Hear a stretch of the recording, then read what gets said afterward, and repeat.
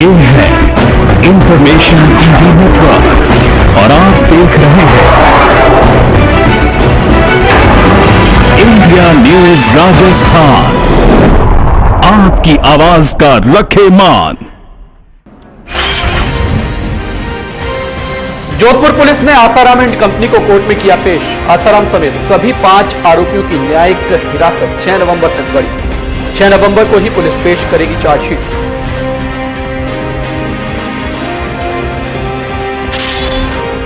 बाबूलाल नागर की कोर्ट में पेशी। नागर को 29 अक्टूबर तक रिमांड पर भेजा। सीबीआई ने मांगी थी नागर की रिमांड।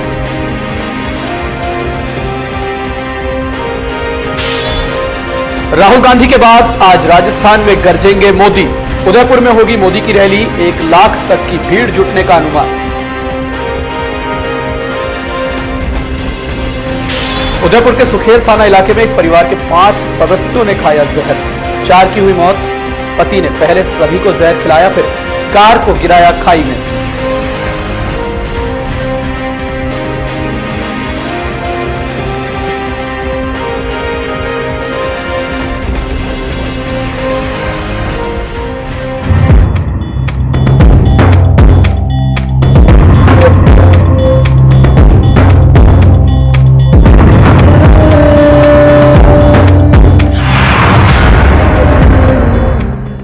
इंडिया न्यूज राजस्थान में आप सभी का स्वागत है। मैं हूं नवनीत सिंह वाधवा। बड़ी बहस लेकर आपके सामने हाजिर हूं और आज बात करेंगे सिंहासन के रास्ते की। मेवाड़ का महायोद्धा राजस्थान का रण जीतता है। मेवाड़ में जीतने वाली पार्टी जयपुर में सरकार बनाती है। ऐसा 2003 में हुआ, फिर 2008 में भी ऐसा ही हुआ। सियासत की नब्ज पकड़ने वाले नेता मेवाड़ की अहमियत को समझते हैं और वो इसलिए मेवाड़ में अपनी पूरी ताकत झोंक रहे हैं। वो जानते हैं कि जयपुर के लिए सियासत का रास्ता मेवाड़ से ही होकर गुजरता है।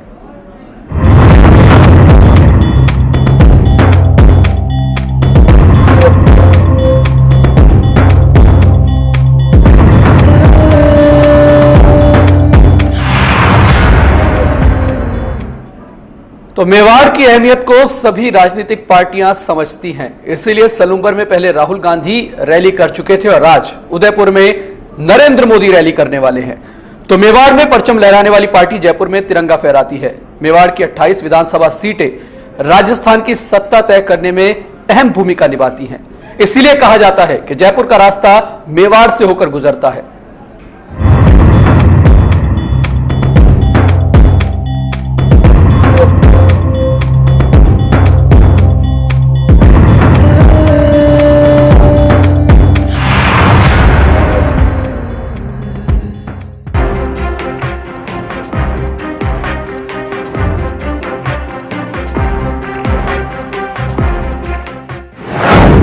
मेवाड़ से सिंहासन का रास्ता। मेवाड़ ने प्रदेश को दिए हैं 3 मुख्यमंत्री, मोहनलाल सुखाड़िया, हीरालाल देवपुरा और हरिदेव जोशी। आदिवासी वोट बैंक है अहम। कांग्रेस के पास कई बड़े नामों की फेहरिस्त। बीजेपी के पास भी है कई बड़े नाम। 6 जिलों और 28 विधानसभा सीटों वाले मेवाड़ संभाग की अपनी ही एक कहानी है। पिछले 3 विधानसभा चुनावों को देखा जाए तो जिस पार्टी ने यहां से परचम लहराया उसी पार्टी ने राज्य की सत्ता भी संभाली है। शायद इसलिए मेवाड़ को राज्य की सत्ता तक जाने का रास्ता माना जाता है। यही कारण है कि बीजेपी और कांग्रेस समेत अन्य पार्टियां यहां अपनी चुनावी तैयारियों में कोई कोर कसर नहीं छोड़ना चाहती। प्रत्याशियों के नाम से लेकर चुनावी गणित पर चौतरफा निगाहें जमाए पार्टियां बैठी हैं। अगर कांग्रेस के पास सीपी जोशी, गिरिजा व्यास, ताराचंद भगोरा, महेंद्रजीत सिंह मालवीय, दयाराम परमार जैसे बड़े नाम हैं, तो वहीं बीजेपी के पास भी गुलाबचंद कटारिया, किरण माहेश्वरी, नंदलाल मीणा, कनकमल कटारा, धन सिंह रावत, शांतिलाल चपलूत जैसे दिग्गज मौजूद हैं, जिनके दम पर पार्टियां आदिवासी वोट बैंक को लुभाने की कोशिश करेंगी। बहरहाल सत्ता की मलाई तक पहुंचने के लिए मेवाड़ को रास्ता समझा जाता है। इसी वजह से दोनों मुख्य पार्टियां इस तरफ कुछ ज्यादा ही जोर देती दिखाई पड़ रही हैं। Kapil Shrimali, India news, Udaipur. तो चलिए अब आपको बताते हैं कि कैसे 2008 में मेवाड़ की 28 सीटों में से 20 सीटें जीतने वाली कांग्रेस ने जयपुर में सरकार बनाई। इससे पहले भी साल 2003 में बीजेपी ने जब 21 सीटें जीती तो जयपुर ने उसका बाहें खोलकर स्वागत किया था।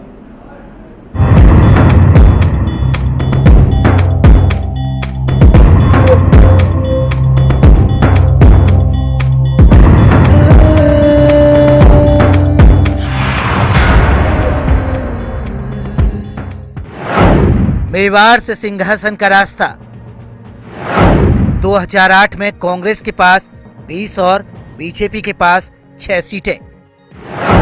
प्रदेश में कांग्रेस की सरकार बनी। 2003 में कांग्रेस के पास 7 और बीजेपी के पास 21 सीटें। प्रदेश में बीजेपी की सरकार बनी। 1998 में कांग्रेस के पास 23 और बीजेपी के पास 4 सीटें। प्रदेश में कांग्रेस की सरकार बनी। इन आंकड़ों से तो साफ है कि मेवाड़ के 6 जिलों की 28 विधानसभा सीटें राजस्थान की सत्ता का सीधा रास्ता है। लेकिन यहाँ कांग्रेस और बीजेपी के लिए जीत हासिल करना इतना भी आसान नहीं है। गुलाब के सामने गुटबाजी, कांग्रेस को प्रत्याशी की तलाश। उदयपुर शहर सीट से बीजेपी के गुलाबचंद कटारिया ने पिछले चुनाव में कांग्रेस प्रत्याशी त्रिलोक पुरविया को हराया था, तो वहीं इस बार कांग्रेस को इस सीट पर नए प्रत्याशी की तलाश है। लेकिन ये पहला मौका है जब उनके पुराने रणनीतिकार साथ नहीं है। इस बार बीजेपी और कांग्रेस के दावेदारों की फेहरिस्त लंबी है, जो दोनों ही पार्टियों के लिए मुश्किलें खड़ी कर सकती है। बीजेपी से वरिष्ठ नेता मांगीलाल जोशी, धर्मनारायण जोशी, शांतिलाल चपलोत, चंद्रगुप्त सिंह चौहान यहां से चुनाव लड़ने का दावा कर रहे हैं। वहीं कांग्रेस से पुष्कर लाल डांगी, पूर्व विधायक शिव सिंह के पुत्र गोपाल और गोवर्धन सिंह चौहान अपनी अपनी दावेदारी पेश कर रहे हैं। मेवाड़ संभाग में विधानसभा चुनाव की तैयारी को लेकर बीजेपी और कांग्रेस ने अप्रैल महीने में बड़ी रैलियां कर आदिवासी वोटरों को रिझाने की कोशिश की, तो वहीं अब कांग्रेस राहुल फैक्टर और बीजेपी मोदी फैक्टर के जरिए यहां के वोटरों को अपनी अपनी तरफ खींचने की कोशिश कर रही है। Kapil Shrimali, India news, Udaipur. तो कहा यही जाता है कि मेवाड़ से जो जीतता है वो ही जयपुर में अपनी सरकार बनाता है, और इसी मुद्दे पर चर्चा करेंगे। आज मेवाड़ की सियासत पर हम बातचीत करेंगे। हमारे साथ खास मेहमान वरिष्ठ पत्रकार पीयूष पंत जी हमारे साथ दिल्ली स्टूडियो से मौजूद हैं। साथ ही हमारे साथ बीएल मीणा जी हैं, कांग्रेस पार्टी से जयपुर से हमारे साथ मौजूद है, और हमारे सहयोगी आशीष दीक्षित सुमेरपुर से हमारे साथ मौजूद है। उनके साथ मेवाड़ की जनता भी है। मेवाड़ की जनता क्या कुछ कहती है इस बार, वो भी सुनेंगे। लेकिन सबसे पहले बीएल मीणा जी आपके पास आना चाहूंगा। जिस तरीके से केंद्र की सत्ता का रास्ता यूपी बिहार से होकर के जाता है, उसी तरीके से कहा जाता है कि राजस्थान की सत्ता का रास्ता मेवाड़ से होकर के जाता है। 28 सीटें, और इन 28 सीटों में से सबसे ज्यादा जो पार्टी सीटें अपने हाथ में ले लेती है वो जयपुर में सत्ता बनाती है।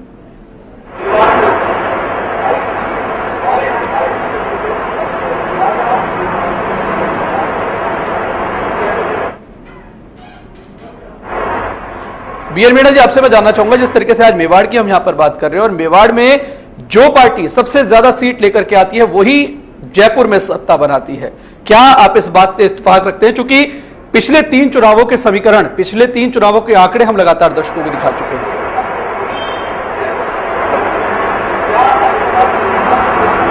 ये सही है कि मेवाड़ में जो सीटें ज्यादा आती है वही जयपुर की सत्ता की असर होती है। जैसे पहले हमने 28 में से 20 सीटें ली तो हमारी सत्ता बनी।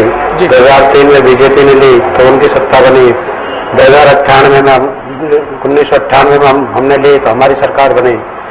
लेकिन अभी भी हम ये कहते हैं कि मेवाड़ में हम सबसे ज्यादा सीटें जीतेंगे, 20 से ऊपर ही जाएंगे, 20 से कम नहीं। लेकिन बीएल मीणा जी एक चीज और आपसे मैं कहना चाहूंगा, 1998 के आंकड़ों की अगर बात करें तो 23 सीटें कांग्रेस के पास, वोट स्विंग होता है 2003 में 21 सीटें बीजेपी के पास, 2008 की बात करें फिर से 20 सीटें आपकी पार्टी के पास।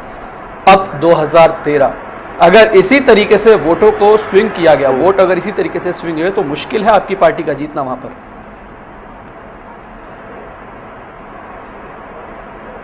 ऐसी कोई बात नहीं है। हमारे युवा नेता राहुल गांधी का बिल्कुल वो आह्वान है और इसमें कोई भी दो राय नहीं है। उनकी इतनी जो युवा शक्ति साथ लगी है, इससे ये महसूस होने लगा है कि हम बिल्कुल 20 से सीटें ज्यादा जीतेंगे।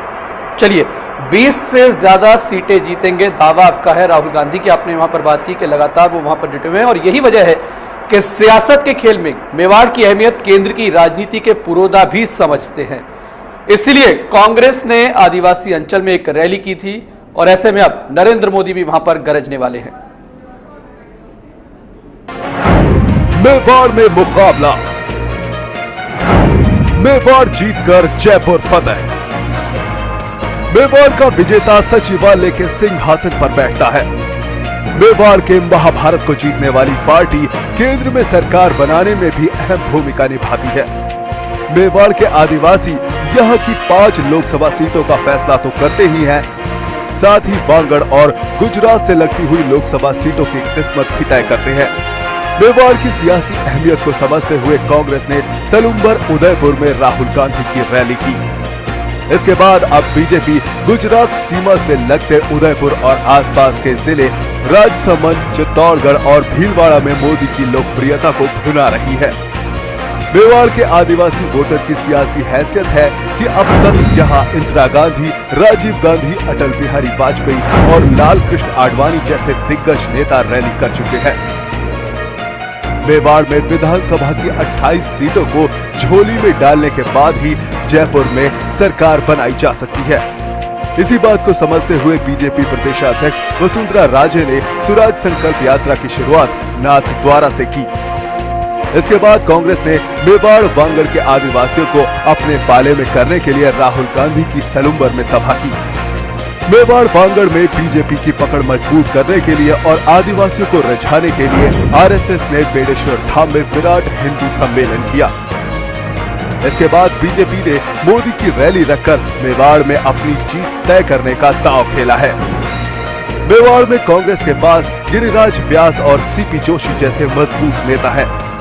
इसके बरक्स बीजेपी के पास गुलाबचंद कटारिया और किरण माहेश्वरी जैसे कद्दावर नेता है, लेकिन ये दोनों भी आदिवासी नहीं हैं। आदिवासी वोटों को रिझाकर राजपा नेता किरोड़ी लाल मीणा भी सत्ता के खेल में बड़ा फेरबदल करने की फिराक में है। ऐसे में साफ है कि मेवाड़ के आदिवासी वोटर राजस्थान में सिंहासन की सीढ़ी है। आशीष दीक्षित, इंडिया न्यूज। तो आदिवासी वोट बैंक सबसे ज्यादा इसी इलाके में है और यही वजह है कि जातीय समीकरण भी इस इलाके के लगातार हावी रहते हैं। तो मेवाड़ में किस तरह के जातीय समीकरण इस बार भी देखने को मिल रहे हैं और लगातार देखने को मिलता है। दरअसल 28 विधानसभा सीटें हैं। जीतने वाली पार्टी सरकार बनाती है और आदिवासियों के हाथ में दरअसल सत्ता की चाबी है, इस इलाके की भी और राजस्थान की भी। चूंकि 2008 में 20 सीटें जीतकर कांग्रेस ने सरकार बनाई, 2003 में 21 सीटें जीतकर बीजेपी ने सरकार बनाई थी और सियासत का रुख आदिवासी वोट बैंक तय करता है। तो आदिवासी वोटों के लिए ही राहुल गांधी की सभा हुई थी और आदिवासी वोट बैंक के चलते ही अब नरेंद्र मोदी उदयपुर पहुंच रहे हैं।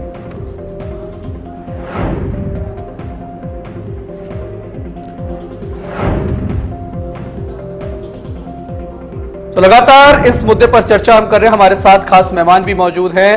पीयूष पंत जी भी हमारे साथ हैं। हमारे सहयोगी आशीष दरअसल सुमेरपुर से हमारे साथ जुड़े हुए हैं। आशीष, मेवाड़ से लगता इलाका सुमेरपुर, चूंकि बिना काक की विधानसभा बिना काक का क्षेत्र है और ऐसे में मोदी की यहां पर अगर बात करें, मोदी उदयपुर भी पहुंच रहे हैं और मोदी को लेकर के क्रेज युवाओं में देखने को मिल रहा है और मैं देख रहा हूं कि आपके पीछे काफी संख्या में युवा भी हैं।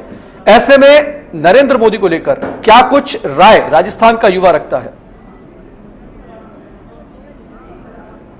नवनीत, मैं आपको ये बता दूं कि मोदी पूरे देश में छाए हुए हैं।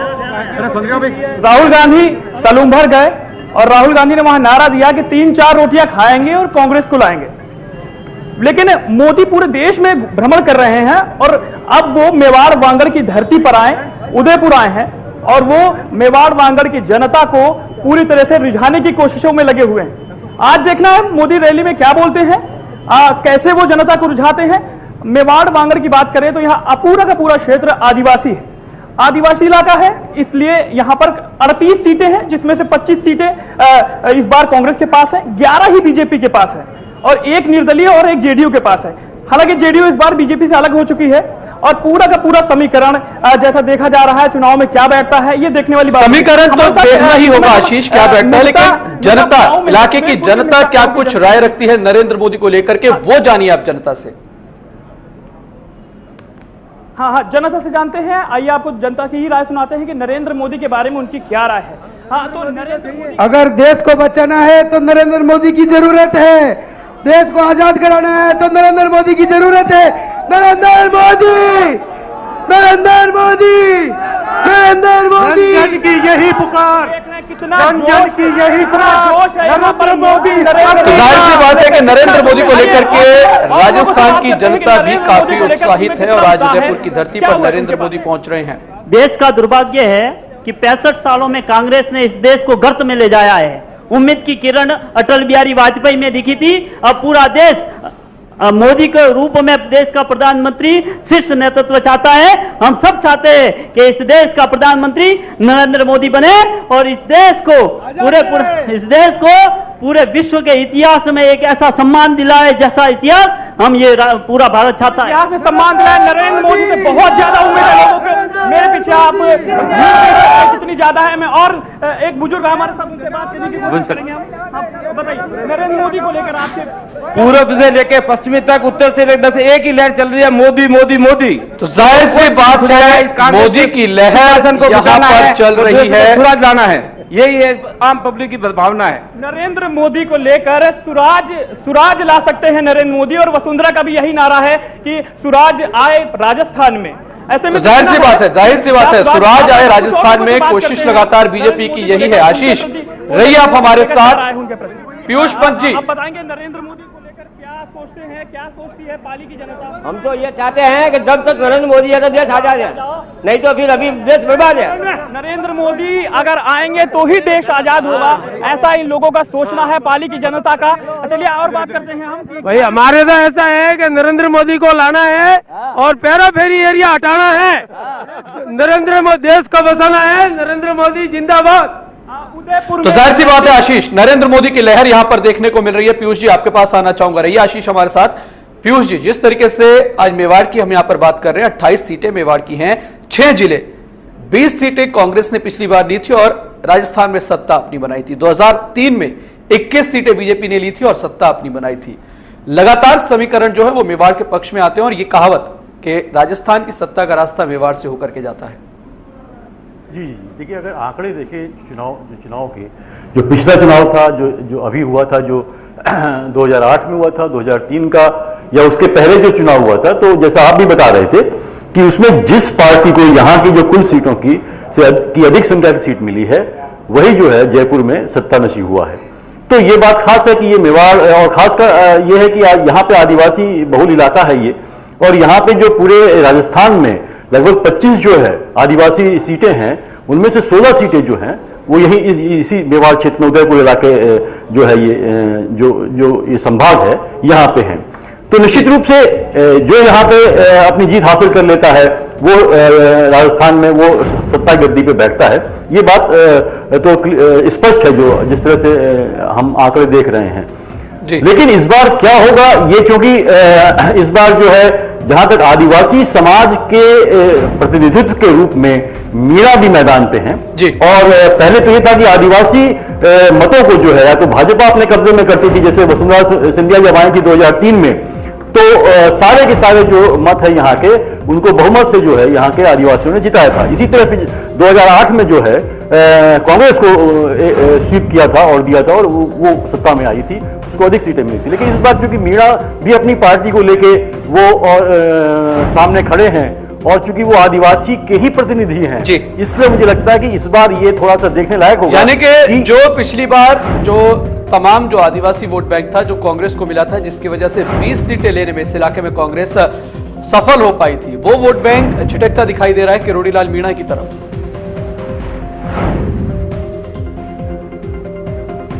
का चूंकि एंटी इनकम्बेंसी है पूरे राजस्थान में है कांग्रेस के प्रति, तो उसका जो फायदा भाजपा को मिलेगा। लेकिन जैसा कि मैंने भी कहा कि इस बार पहली बार हो रहा है कि आदिवासियों का अपना एक जो नेता है, एक प्रतिनिधित्व उनको मिलने जा रहा है, तो उनकी नामबंदी उस तरफ होती है या नहीं, ये देखने वाली बात होगी।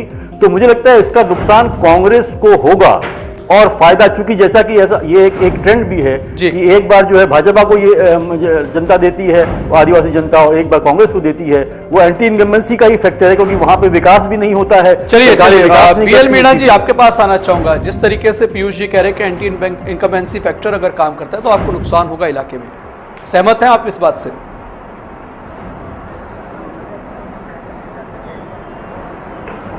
दोबारा रिपीट कीजिए। पीयूष जी यहां पर कह रहे थे कि लगातार पिछले 3 विधानसभा चुनावों के आंकड़े हम दिखा रहे थे कि 2008 में आपको 20 सीटें मिली, 2003 में 21 सीटें बीजेपी को मिली और 1998 में आप ही की पार्टी को 23 सीटें। जिस तरीके से ट्रेंड राजस्थान का वोटर यहां पर दिखा रहा है, तो और साथ ही एंटी इनकम्बेंसी फैक्टर भी इस बार हावी है, तो क्या आपकी पार्टी, जिस तरीके से आप कह रहे थे कि राहुल गांधी दावा कर रहे हैं कि 20 से ज्यादा सीटें इस इलाके में लेकर के निकलेंगे, है आपको उम्मीद?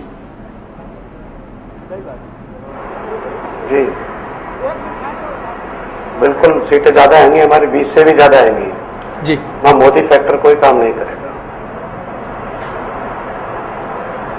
अच्छा, एक चीज और, जिस तरीके से बीएल मीणा जी आप कह रहे हैं कि मोदी फैक्टर काम नहीं करेगा, लेकिन गुजरात से लगता इलाका है, मोदी फैक्टर वहां पर काम करता है। गुजरात के लोगों के साथ वहां के लोगों के संबंध है, रिश्तेदारियां हैं, आना जाना लगा रहता है और व्यापार के सिलसिले में भी लोग आते जाते हैं। तो गुजरात से लगते हो तमाम इलाकों में क्या मोदी फैक्टर काम नहीं करेगा?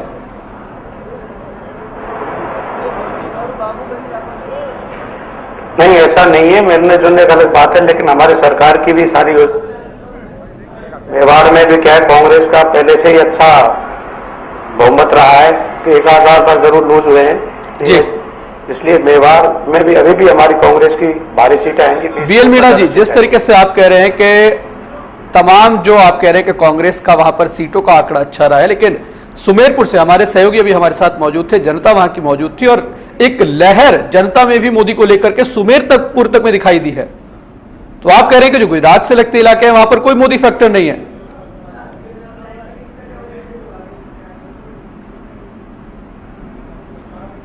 इतना कोई मेवाड़ में इतना मोदी फैक्टर नहीं है जितना आप समझ रहे हो और कह रहे हो। पीयूष जी, सहमत है आप बीएल मीणा जी की बात से?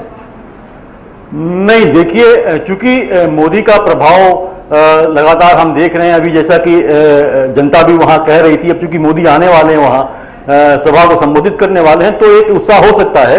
लेकिन मोदी का कितना प्रभाव होगा ये देखने की बात है। लेकिन एक जो हवा बन रही है, कुछ मीडिया के द्वारा बनाई जा रही है, तो अगर मैं आपका ध्यान आकर्षित करूंगा, गुजरात, क्योंकि ये लगा हुआ इलाका है और गुजरात में भी जैसे मोदी को विकास पुरुष कहते हैं, लेकिन वहां का भी जो आदिवासी इलाका है, आदिवासियों में बहुत ज्यादा असंतोष रहा है मोदी को लेके कि वहां पे जो आदिवासी इलाके हैं उनका विकास उस तरह से नहीं हुआ है जिस तरह की बाकी जो है। जाहिर सी बात है, आदिवासियों का विकास उस तरीके से नहीं हुआ है और इसीलिए विकास के नाम पर, विकास मॉडल को देख करके आदिवासी कहीं ना कहीं मोदी की तरफ आकर्षित होते दिखाई दे रहे हैं। सुमेरपुर से आशीष हमारे साथ मौजूद है, हमारे सहयोगी आशीष। यहां पर तमाम मेहमान हमारे साथ मौजूद हैं, वो कहते हैं कि वहां पर मोदी फैक्टर बिल्कुल काम नहीं कर रहा है। जनता को हमने सुना, वहां की जनता लगातार मोदी में दिखाई दी है। साथ ही आदिवासी वोट बैंक की बात करें तो आदिवासियों में खासकर जो तमाम वहां पर मीणा समाज से लोग हैं, किस तरह का रुख नरेंद्र मोदी को लेकर?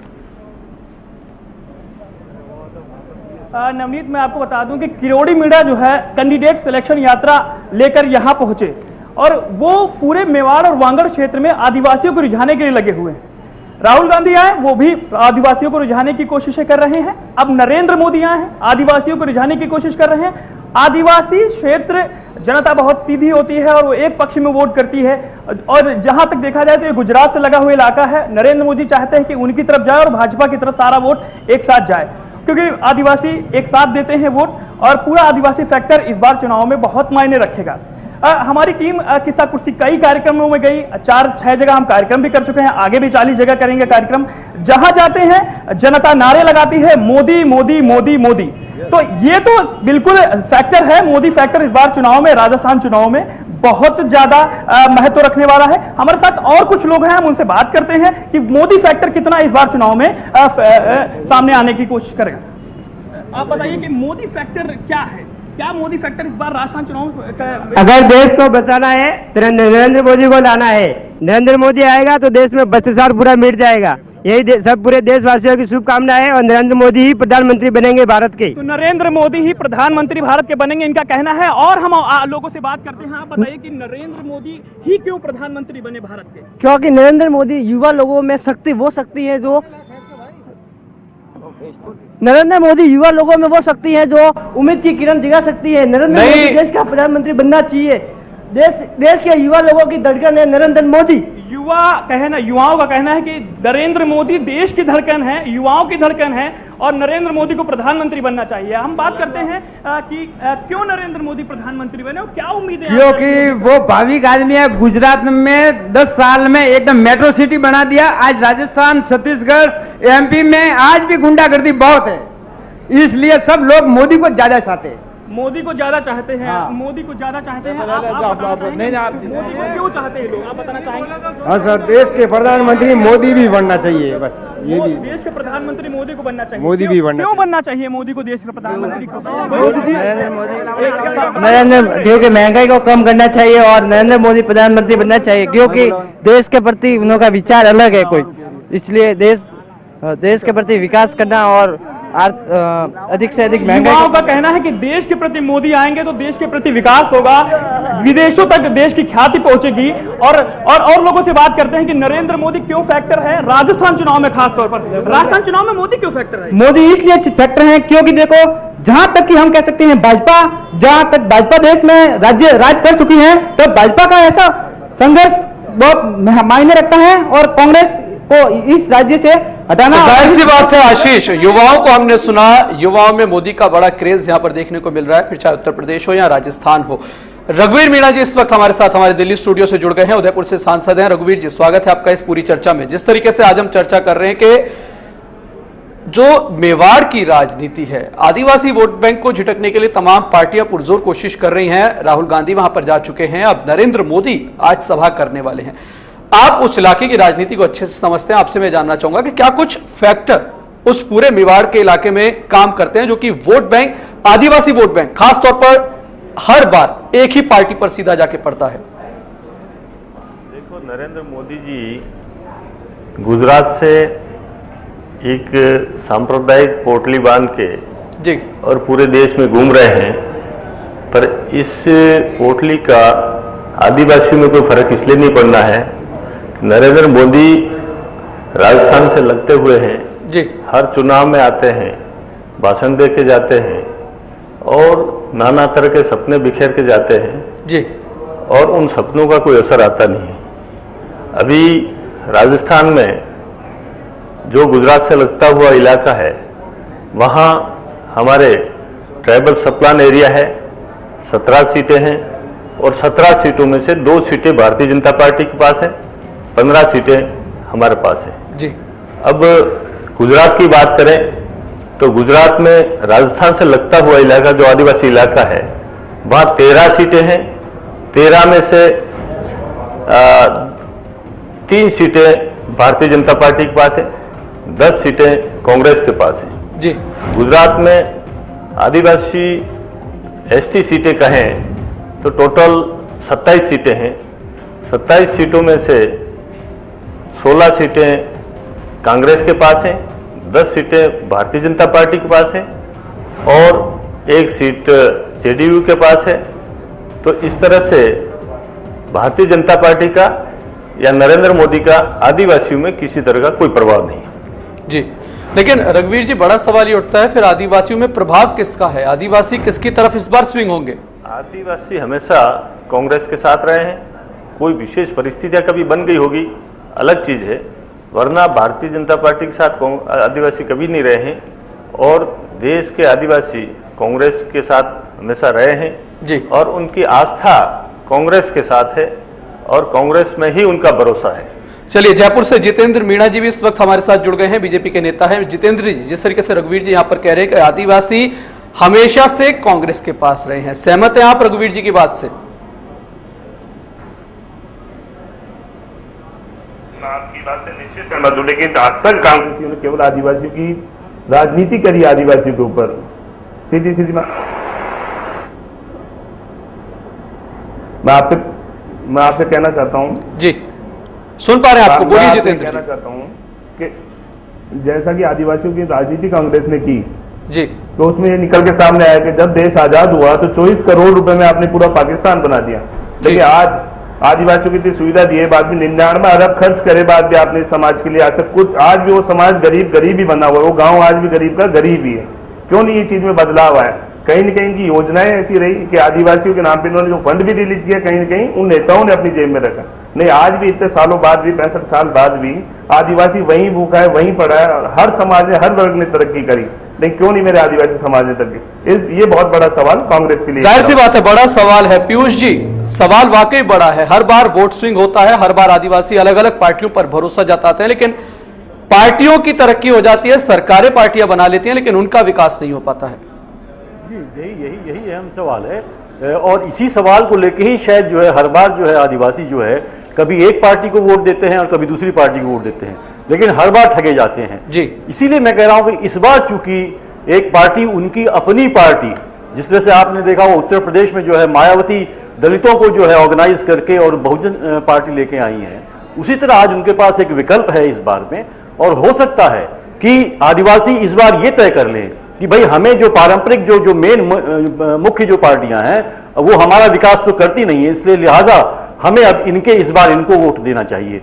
तो मुझे लगता है कि शायद कोई उलटफेर इस बार, वो जो एक पारंपरिक रूप में हम देख रहे हैं कि एक बार कांग्रेस एक बार भाजपा, तो वो उसमें शायद कोई फेरबदल इस बार मुझे लगता है कोई संभावना उसकी दिखाई दे रही है, क्योंकि वाकई आदिवासी तरफ से राहुल गांधी आए, उन्होंने कहा कि भाई आप जो है कि दवा की बात करी कि हम दवा देंगे आपको, एक रोटी देंगे आपको, मजदूरी देंगे आपको, वो अपना, और खासकर मैं आप लेकिन राहुल गांधी, पीयूष बड़ा सवाल ये उठा है कि पिछले काफी वहां पर जो चुनावों के दौरान जनसभाएं हुई हैं, उसका एनालाइज करने के बाद जो चीज निकलकर सामने आई है, दवा रोटी से ऊपर उठ करके शिक्षा की बात वहां पर किसी नेता ने नहीं की, बेहतर सुविधाओं की बात वहां पर किसी ने नहीं की, सिर्फ रोटी पर आकर के वहां का मुद्दा अटक जाता है। और खासकर मैं आपको बताऊं, ये जो लोकसभा के मुद्दे हैं वो विधानसभा के समय में, चाहे वो राहुल गांधी हो, चाहे वो नरेंद्र मोदी हो, और चाहे हमारी जनता हो, वो ये जनता अभी जो बता रही थी तो नरेंद्र मोदी को चाह रही है ऐसा कि वो प्रधानमंत्री के लिए चाह रही है, लेकिन विधानसभा में क्या वो भाजपा को चाह रही है, क्या वो कांग्रेस को चाह रही है? इसका भी जवाब हमें उनसे पूछना चाहिए। तो जो लोकल मुद्दे हैं वो उनके लिए ये विधानसभा चुनाव में वो महत्वपूर्ण होते हैं। ठीक है, आपने राइट टू फूड दे दिया, उसमें रोटी उसको कैसे मिलेगी? उसके साधन नहीं है, वहां पे उसका विकास नहीं हुआ है, उसको पढ़ने की सुविधा नहीं है, स्कूलों में टीचर्स नहीं है, वहां पे स्कूल भी नहीं है, बिल्डिंग नहीं है, और दूसरा क्या नाम, आपने तो आप दवाओं की बात करें, मुफ्त दवा, लेकिन चिकित्सक नहीं है। बड़ा अच्छा सवाल है, बड़ा अच्छा सवाल आपका है कि मोदी को जनता चाह रही है, लेकिन क्या राजस्थान में जनता वसुंधरा राजे को चाह रही है? सुमेरपुर चलेंगे, हमारे सहयोगी आशीष हमारे साथ हैं। आशीष, नरेंद्र मोदी को जनता चाह रही है, लेकिन क्या वसुंधरा राजे को राजस्थान में जनता चाह रही है? चलिए संपर्क दोबारा करेंगे आशीष के पास, लेकिन बीएल मीणा जी के पास चलते हैं। मीणा साहब, जिस तरीके से पीयूष जी यहां पर कह रहे थे कि एक तीसरा विकल्प अब आदिवासियों को यहां पर दिखाई दे रहा है, तो क्या किरोड़ी लाल मीणा के रूप में यह तीसरा विकल्प सही साबित हो पाएगा? आदिवासी इस पर भरोसा कर पाएंगे?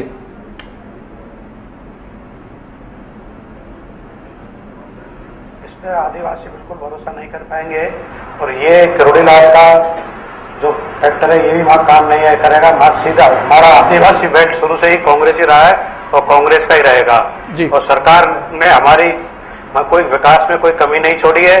चाहे कोई सी भी योजना हो, जैसे पेंशन योजना के बारे में दिया तो पेंशन सब गरीबों को घर तक घर पहुंचा है, हर घर में मैसेज गया है, इसलिए आदिवासी बेल्ट पूरी कांग्रेस के साथ रहेगी।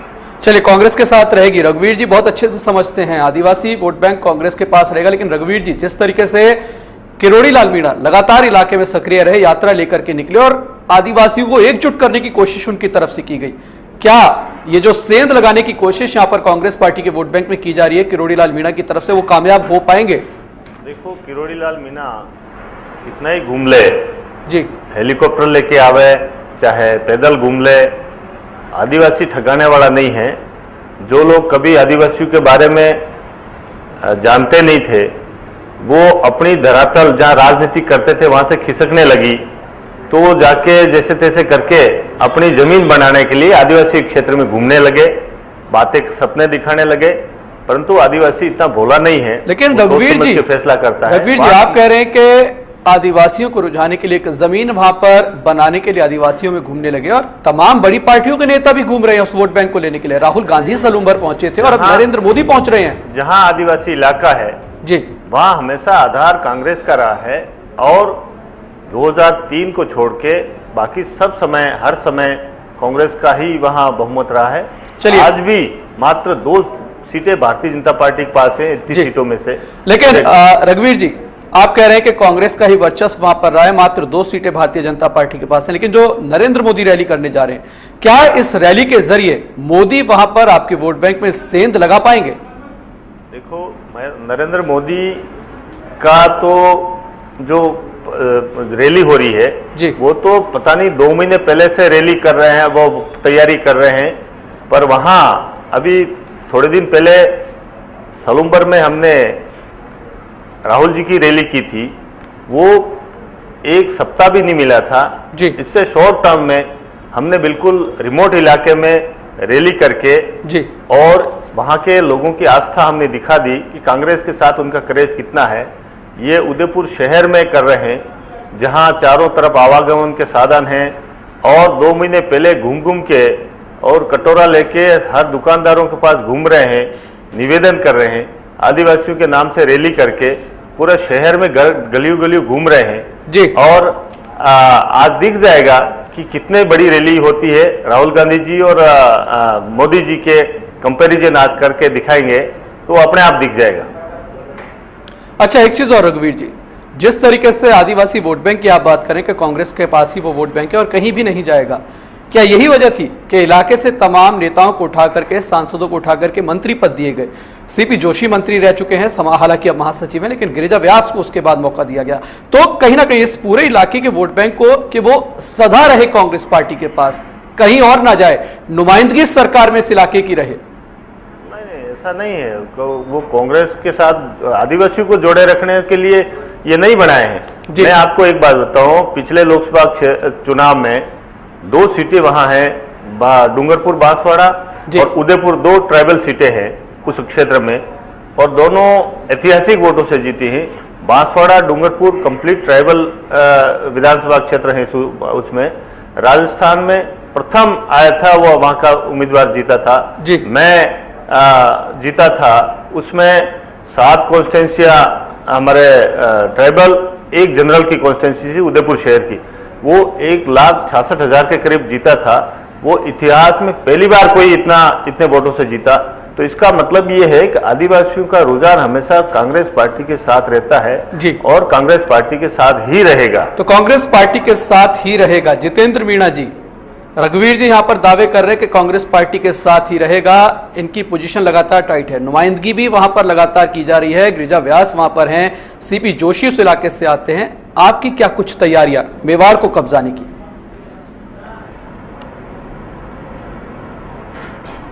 जैसे कि देश और प्रदेश में जो माहौल चल रहा है, मैं आप ही से पूछना चाह रहा हूँ, कैसा ये माहौल निकल के आया कि जैसे 77 के बाद 1977 के बाद जो माहौल बना, ऐसा लगा जैसे कोई क्रांति, कोई युग परिवर्तन देश में एक ऐसा माहौल मोदी जी के लिए आया। क्यों?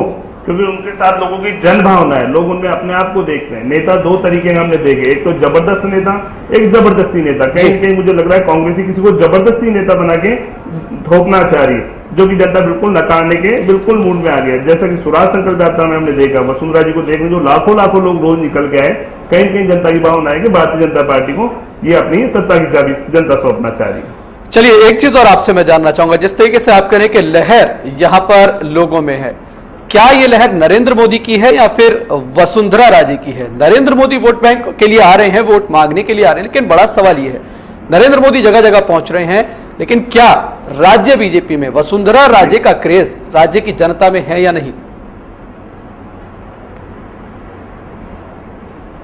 बिल्कुल, राजस्थान में वसुंधरा जी का बहुत बड़ा क्रेज है। नेता हमने 2 प्रकार के देखे, एक तो होता है ड्राइंग रूम नेता, एक जन नेता। जन नेता के रूप में यदि वसुंधरा जी रोड पे निकली, जो उनका क्रेज है लोगों में, जो उनकी भावना है लोगों से जुड़ी है, लाखों लोग इसीलिए इंतजार में रहे कि वसुंधरा जी उनके लिए आएगी, कुछ न कुछ क्रेज। इत्तेफाक रखते हैं रघुवीर जी आप इस बात से? कार्यकर्ताओं को कहीं हमें ऐसा लगा कि हम बहुत ज्यादा और कॉन्फिडेंस पे आगे से गैर चुनाव हम निकल रहे।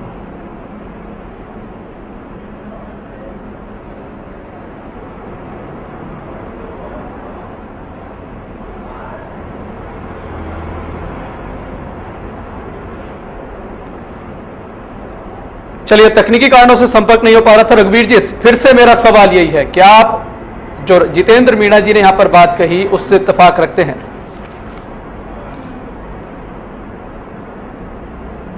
लड्डू बनाने हैं तो कितना भी घी शक्कर डालो, उसमें कोई कमी नहीं आनी चाहिए जी। बनासकांठा, साबरकांठा, पंचमहल, दाहोद, बड़ौदा, इन जिलों में जो गुजरात में है, ये आदिवासी सीटें यहाँ 13 सीटें हैं जी। 13 में से अभी हाल ही जो चुनाव हुए हैं गुजरात में, उसमें 2 सीटें मात्र बीजेपी को मिली हैं और 3 सीटें बीजेपी को मिले हैं, 10 सीटें कांग्रेस को मिले हैं और बीजेपी से कांग्रेस को 1.5 वोट मिला है, 1.5 गुना वोट मिला है। इसका मतलब नरेंद्र मोदी का आदिवासियों के न तो जनाधार है, न आदिवासी उसको नेता के रूप में मानते हैं। और वसुंधरा राजे का? वसुंधरा जी एक स्टाइल मानने वाली नेता है, उनकी बातों में कोई न तो, यानी कि सिर्फ ग्लैमर का तड़का है। ग्लैमर का है। और अशोक गहलोत वास्तविक जो नेता होता है जी, जो गरीबों के मन की बात को जान सकते हैं, गरीबों के हित की योजनाओं को समझ सकते हैं और लागू कर सकते हैं, वो नेता है। इसलिए अशोक गहलोत को जितना करेज है वो वसुंधरा जी का दिखावा का करेज है। चलिए रघुवीर जी, लेकिन जिस तरीके से आप कह रहे हैं कि सिर्फ वसुंधरा का जो है वो ग्लैमर का तड़का है और इसी तड़के ने कांग्रेस का जायका बिगाड़ दिया था। 2003 में भारी संख्या में सीटें वहां से आई थी। वो नई थी वसुंधरा जी, आदिवासियों में गई, आदिवासियों की ड्रेस पहन के वो भाषण दे दिए, गुजरों में गुजरों की बात कह दी, जाटों में गई तो जाटों की बात कह दी, सबको रिश्तेदार बना दिए, राजपूतों में गई तो अपनी बेटी बन गई। तो लोगों राहुल गांधी भी नई चीजें दिखा दी तो लोग उस बहकावे में आ गए। फिर राजस्थान में जो राजस्थान को बर्बाद किया है, जैसे आबकारी नीति जो है उसको इतना गलत ढंग से प्रचारित कर दिया कि आदिवासी इलाका ट्राइबल सब प्लान एरिया है, उसमें भारत सरकार का टेम्परेंस प्रोग्राम के अनुसार कभी दारू के शराब के ठेके हो नहीं सकते थे। वहां लाखों की तादाद में दुकानें खोल के आदिवासियों को बर्बाद कर दिया, पूरे राजस्थान के युवा पीढ़ी को बर्बाद कर दिया और एक गलत परंपरा डाल दी। चलिए पीयूष जी, सवाल आपसे है। जितेंद्र मीणा जी को सुना, उनका कहना था कि नहीं, वोट बैंक जो है स्विंग होगा और भारतीय जनता पार्टी की तरफ आएगा। रघुवीर जी दावा कर रहे हैं कि वोट बैंक कहीं नहीं जाएगा, कांग्रेस पार्टी का ही रहेगा। लेकिन बड़ा सवाल यह है, दोनों पार्टियां दावा कर रही हैं लेकिन आज तक आदिवासी नेता को बड़ा नेता बनाने में किसी भी पार्टी ने सहयोग नहीं किया है। इलाके से सांसद आती हैं गिरिजा व्यास, इलाके से सांसद आते हैं सीपी जोशी, दोनों को मंत्रालय दिए गए थे। गिरिजा व्यास अभी भी मंत्रालय संभाल रही हैं, दोनों ब्राह्मण समाज से आते हैं। आदिवासियों को नुमाइंदगी कहां दी गई? निश्चित रूप से देखिए, हमारी राजनीति का सबसे बड़ी ट्रेजेडी यही है कि हम वोट तो चाहते हैं, जो पिछड़ा समाज है उसका, जो शोषित समाज है उसका वोट तो हम चाहते हैं, लेकिन उसको आगे बढ़ाने की, उसको एक अपने साथ साथ उसको बराबर का हिस्सा देने की कोशिश कभी नहीं होती है, चाहे वो कांग्रेस पार्टी हो चाहे वो भाजपा हो। तो ये हमारी जो भारतीय राजनीति है उसमें जो एक अपर कास्ट के प्रति जो एक लगातार जो है वो रहा है, पूर्वाग्रह रहा है, उसके चलते हम उनको चाहते हैं कि वो हमें वोट दें, लेकिन सिर्फ हम कार्यक्रम बता दें कि हम आपके लिए चला रहे हैं, ये चला रहे हैं, ये चला रहे हैं, उनको भले ही हम लागू भी न करें उस तरह से, लेकिन वो कभी भी हम बराबर की हिस्सेदारी नहीं देना स्वीकार कर पाते हैं। और यही होता है हर पार्टी में, कांग्रेस भी यही करती रही है हमेशा। जब बात आती है कि कैबिनेट में मिनिस्टर बनाने की, तो जो है कि अपर कास्ट का व्यक्ति को बना देती है, लेकिन पिछड़े लोगों को जो है, आदिवासियों को जो है वो हिस्सा कभी नहीं दे पाती है, जो कभी नहीं दे पाती है। जाहिर सी बात है, सवाल भी यही है। रघुवीर जी, राजनीतिक प्रतिनिधित्व के बिना स्वावलंबन का अधिकार जनता को कैसे मिलेगा, वो मैं आपसे जानना चाहूंगा। चूंकि आप भी इलाके से सांसद हैं, नुमाइंदगी करते हैं, आपको भी तो मंत्रालय दिया जा सकता था, आपको भी तो बड़ा कर दिया जा सकता था अगर आदिवासी वोट बैंक को साथ के रखना है तो। ऐसा है, किसी बात का इंटरप्रिटेशन अपने अपने हिसाब से कर सकते हैं जी। कांग्रेस पार्टी ने निश्चित तौर पे हमको हर जगह सम्मान भी दिया है। मैं मेरा स्वयं का उदाहरण दूं, मैं जब राजनीति शुरू की तो मैं एक ग्राम पंचायत का सरपंच था जी। आज पार्लियामेंट मेंबर हूं। इसके पहले भी मैं राजस्थान की सरकार में मंत्री रहा हूं, स्टेट यूथ कांग्रेस का प्रेसिडेंट रहा हूं राजस्थान का, तो इसका मतलब मुझे हर जगह निश्चित तौर पे दिया है। एक मंत्री बनाना ही सब कुछ नहीं होता है, परंतु इतना पार्टी में मान सम्मान देना, इतने अच्छी इंपॉर्टेंट पोस्टें देना, भारतीय जनता पार्टी बताए राजस्थान में इतना बड़ा ओहदा किसी को दिया हो या सेंट्रल में किसी को दिया हो, परंतु हमारा हम इस खाली मंत्री पद को ही वो नहीं मानते। हमारी योजनाओं का कितना प्रचार प्रसार हो रहा है, हमारे माध्यम से कितनी योजनाएं जा रही हैं हमारे लोगों के कल्याण के लिए, एक मंत्री हो या नहीं हो, परंतु हमारी बात कहीं भी पार्टी में वैसे नहीं जाती। चलिए बीएल मीणा जी, जिस तरीके से यहाँ पर रघुवीर जी कह रहे हैं कि इस तरह की कोई बात नहीं है, अक्सर इस तरह का प्रतिनिधित्व जो सीटें आरक्षित होती हैं उन्हीं पर क्यों दिया जाता है, सामान्य वर्ग की सीटों पर क्यों नहीं इस तरीके का जो जनप्रतिनिधित्व लोगों को दिया जाता है?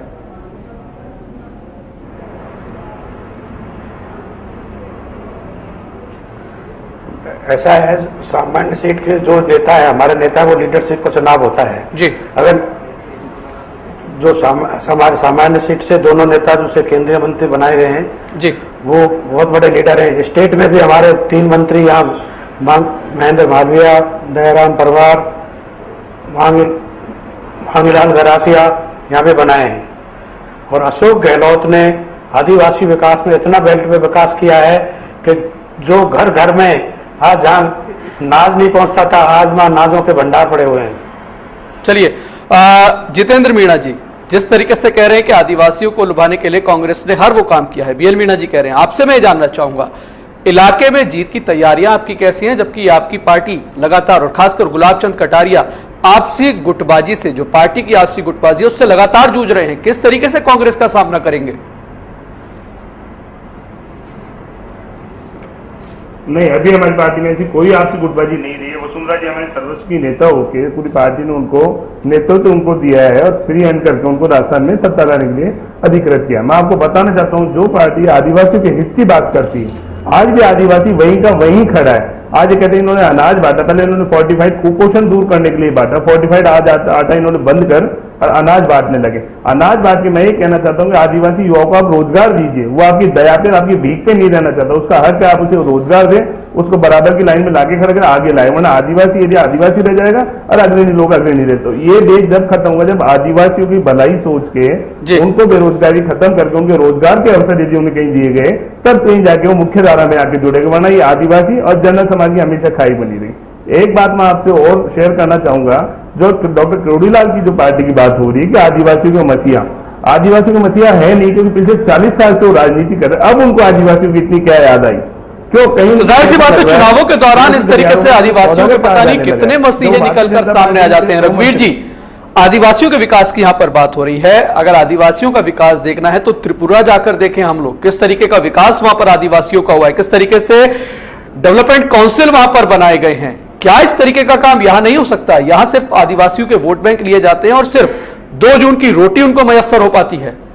हम मात्र एक इशू को ही लेते हैं, रोटी की बात करते हैं, रोटी की बात नहीं है। मैं ट्राइबल सप्लान एरिया से आता हूं जी, वहां मात्र आदिवासियों के विकास के लिए ही नहीं योजना बनाई, बल्कि जितने भी समाज हैं, चाहे राजपूत है, ब्राह्मण है, जैन है, चाहे पटेल है, ओबीसी है, एसटी है, एससी है, सबके लिए समान रूप से अभी रोजगार के अवसर उपलब्ध कराने के लिए अशोक गहलोत जी ने समानता मंच का नाम से एक आंदोलन चल रहा था। वसुंधरा जी के जमाने में उनके खिलाफ मुकदमे दर्ज किए थे, उनको बंद कर दिया था, परंतु अशोक गहलोत जी ने महामहिम गवर्नर साहब ने और मिलके, और वहाँ जितने भी उस क्षेत्र में रहने वाले लोग हैं, कैटेगरी 1 से 9 तक जितनी भी सर्विसेज हैं उनमें लोकल भर्तियां होगी, ताकि सब समाजों के लोगों को वहां प्रतिनिधित्व मिलेगा। उनके मन में जो कुंठा है या उनके मन में जो भय है वो नहीं रहेगा। इस तरह से इसके अलावा भी अनेकों योजनाएं ऐसी हैं जब हम गिना सकते हैं कि उस क्षेत्र के कल्याण के लिए, उस क्षेत्र के विकास के लिए वो बिल्कुल एकदम फ्रूटफुल साबित होगी। जी, एक चीज और रघुवीर जी, सीपी जोशी इलाके से आते हैं, रेल मंत्री रहे थे कुछ समय के लिए, रेलवे का ढांचा भी इलाके में नहीं बन पाया है, डूंगरपुर से लेकर के रतलाम तक का कुछ अभी उस पर काम ही नहीं हुआ है। नहीं, वो पहली बार ऐसा हुआ है कि 1200 करोड़ रुपए राजस्थान की सरकार ने अपने हिस्से के जी दिए हैं और इक्विजेशन भूमि अधिग्रहण का काम चल रहा है, लेकिन बहुत धीमी गति से चल रहा है काम रघुवीर जी। कोई प्रोसेस शुरू होता है तो बिल्कुल कई तरह की दिक्कतें आती हैं और लैंड इक्विजेशन में जितना समय लग जाता है वो समय बहुत मूल्यवान होता है और वो समय लग रहा है, इसलिए बाकी जो योजना सैंक्शन हो गई वो तो होनी ही होनी है। पूरे क्षेत्र में ये आशा की किरण जगी है कि पहली बार किसी सरकार ने हमारे लिए आदिवासियों जिन्होंने ये रेल नहीं देखी थी उनको रेल के अलावा भी वहाँ पावर प्लांट लगेंगे,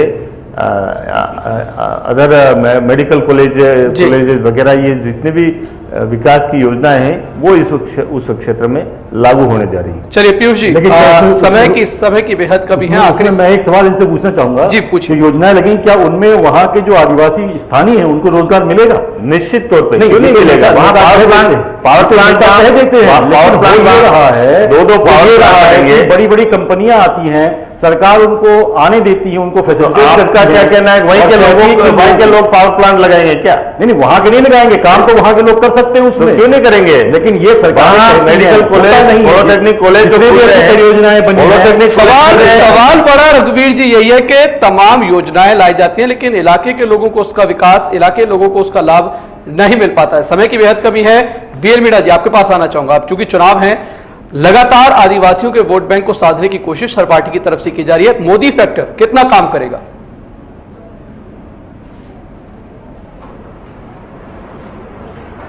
मोदी फैक्टर ज्यादा से ज्यादा 10-20% काम करेगा हमारे मेवाड़ इलाके में। चलिए 10-20% काम करेगा। जितेंद्र मीणा जी, क्या कुछ कहेंगे? सिर्फ 10-20%? नहीं, ये काफी हद तक गलत कह रहे हैं। काफी हद तक नरेंद्र मोदी फैक्टर काम करेगा, इसलिए करेगा कि देश में एक आंदोलन सा बन के निकला है नरेंद्र, क्योंकि वो कोई एक जन नेता है, जनता का नेता है। ऐसा लगता है जैसे कोई सियासी घराने से नहीं है, कोई राजनीतिक घराने से नहीं है। पीछे लोगों के लिए कहीं कहीं जनता की भावना जुड़ी है। लोगों को ये उम्मीद है कि मोदी जी देश में प्रधानमंत्री बन के आते हैं, वसुंधरा जी सीएम बन गया। पीयूष जी, क्या कुछ कहते हैं, क्या समीकरण कहते हैं भारतीय जनता पार्टी से, वसुंधरा जी से? और देखिए, मुझे लगता है कि मोदी फैक्टर जहां तक है विधानसभा चुनाव में उतना काम नहीं करेगा जितना कि लोकसभा में करेगा। चलिए रघुवीर जी, आखिरी कमेंट। फैक्टर कोई भी काम करे, लेकिन बड़ा सवाल यह कि आदिवासियों का विकास कब होगा? पीयूष जी ने स्वीकार कर लिया है कि विधानसभा में कोई फैक्टर काम नहीं कर रहा है। मोदी जी हर चुनाव में हमारे उधर आते रहे हैं और एक 2003 का एक किस्सा सुनाऊं। मोदी जी वहां आए थे और ये कह के गए कि हमारे जैसमंद नाम का डैम जो है वो इतना बड़ा डैम है कि एशिया में मैन मेड सबसे बड़ा डैम माना जाता है, कि ये डैम भरता नहीं है। अहमदाबाद से इतनी बड़ी पाइपलाइन बिछा दूंगा यहाँ तक कि, यानी कि आप कह रहे हैं कि वो सिर्फ दावे करते हैं, हवाई दावे? हाँ, हवाई दावे हैं वो। चलिए, हवाई दावों का कितना असर पड़ेगा और कितनी सीटों की उम्मीद आप मेवाड़ से इस बार कर रहे हैं? नहीं, अभी तो 17 में से 2 सीटें बीजेपी के पास हैं, तो इससे तो क्या, इससे ज्यादा क्या उम्मीद करेंगे हम? तो इसमें से और, यानी कि आप ये मानते हैं कि जितनी है उतनी तो बरकरार रखेंगे ही? नहीं, उसमें से और छीन लेंगे। चलिए, और छीन लेंगे। शुक्रिया सभी खास मेहमानों को हमारे साथ इस खास चर्चा में जुड़ने के लिए। जितेंद्र मीणा जी, बीएल मीणा जी, आपका भी शुक्रिया इस चर्चा में शामिल होने के लिए। साथ ही रघुवीर जी, आपका भी शुक्रिया, आप उदयपुर से स्पेशली हमारे पास आए इस शो में हिस्सा लेने के लिए। और पीयूष पंत जी, आपका भी शुक्रिया इस पूरी चर्चा में जुड़ने के लिए। बड़ा सवाल यही है कि आदिवासियों के नाम पर सिर्फ राजनीति की जाती है, उनका वोट खींचने की कोशिश हर पार्टी की तरफ से की जाती है, लेकिन विकास आदिवासियों का कब होगा? और मेवाड़ के इलाके की बात कर रहे थे। मेवाड़ के इलाके में कहा जाता है कि जो भी इस इलाके से सबसे ज्यादा सीटें पार्टियां लेकर के जाती है वो जयपुर में सत्ता संभालती है। और बड़ा सवाल यही कि इस बार कौन होगा मेवाड़ के सिंहासन का राजा, और वही होगा जयपुर का भी राजा। शुक्रिया इस खास पेशकश में। और इसी के साथ इस बुलेटिन में फिलहाल इतना ही। नमस्कार।